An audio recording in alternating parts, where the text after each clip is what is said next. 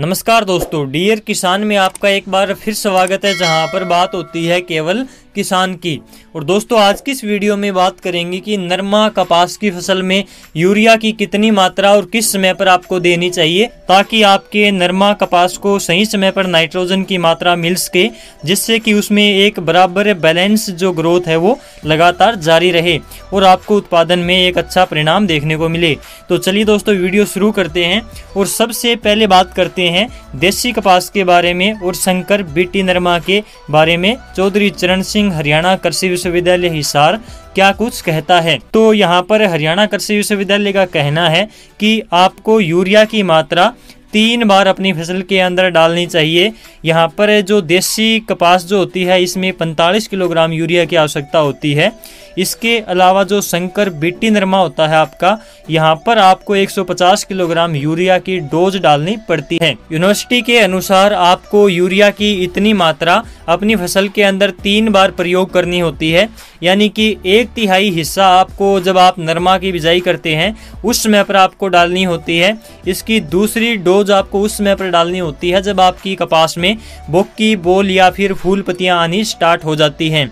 और इसकी अंतिम मात्रा जो है, जो बची हुई है आपके पास, वो उस समय पर डाली जाती है जब कपास के अंदर टिंडे बढ़ने स्टार्ट हो जाते हैं, यानी कि आपका नरमा पूरी तरह से फाल उठा चुका होता है। यदि आप 3 की जगह पर 4 बार यूरिया डालते हैं तो भी आपके लिए ज़्यादा फायदेमंद रह सकती है, क्योंकि कई बार क्या होता है कि कपास की फसल ग्रोथ नहीं कर पाती, मौसम इस प्रकार से हो जाता है, तो आपको 1-2 बार यूरिया की डोज आपको फालतू देनी पड़ सकती है। इसमें कोई दिक्कत वाली बात नहीं है, यानी कि 3 की जगह पर आप 4 बार भी यूरिया का उपयोग कर सकते हैं। यदि ज़्यादा आवश्यकता ना पड़े तो आप अपनी कपास की फसल में 4 बार से ज़्यादा यूरिया का उपयोग ना करें, क्योंकि जब आप यूरिया का अपनी खेत के अंदर छिड़काव करते हैं तो यूरिया आपके कपास के पत्तों के ऊपर पड़ती है, जिससे नाइट्रोजन के कारण आपकी फसल के ऊपर कीटों का प्रकोप अचानक से बढ़ जाता है, यानी कि इंसेक्ट का हमला आपकी फसल में हो जाता है।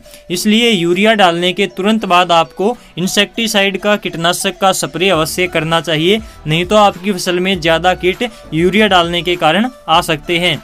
इस बात का ध्यान आप अवश्य रखें। इसके बाद में एक बात और निकलकर सामने आती है कि क्या कपास की फसल में 150 किलोग्राम यूरिया का उपयोग करना ही आवश्यक होता है, या फिर इससे कम या ज़्यादा यूरिया डाल सकते हैं। तो इसके लिए आपने यदि अपने खेत के अंदर पहले गोबर की गली सड़ी खाद का उपयोग कर रखा है तो आपको इतनी मात्रा यूरिया की डालने की आवश्यकता नहीं है। और यदि आपके खेत की मिट्टी कम उपजाऊ है, या फिर बालू रेत है, या फिर यदि आपने अपने खेत का लेवल करवाया है, यानी कि अपने खेत की मिट्टी अपने खेत से थोड़ी बहुत इधर उधर कर रखी है, तो आपको वहां पर ज़्यादा खाद अपने खेत के अंदर डालने की आवश्यकता पड़ती है। इसलिए आप वहां पर अपने खेत के अंदर 150 किलोग्राम से ज़्यादा यूरिया का भी उपयोग कर सकते हैं।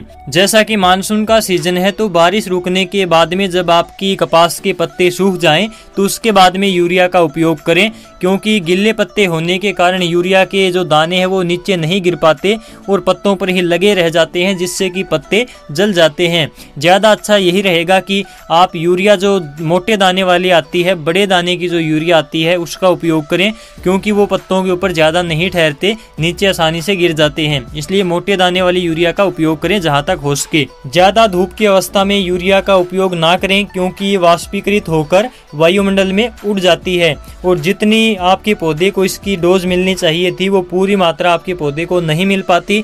इसलिए जहाँ तक हो सके अपने खेत में नमी की अवस्था में ही यूरिया का छिड़काव करें, यानी कि शाम के समय पर आप यूरिया का छिड़काव करते हैं तो बहुत अच्छा रहता है। दोस्तों, यदि जानकारी अच्छी लगी हो तो वीडियो को लाइक और शेयर अवश्य करें, और यदि आप इसी प्रकार से खेत किसान से जुड़ी सभी प्रकार की जानकारी समय पर देखते रहना चाहते हैं तो डियर किसान यूट्यूब चैनल को अभी सब्सक्राइब कर लें, ताकि हमारी आने वाली नई वीडियो आपको समय पर मिलती रहे।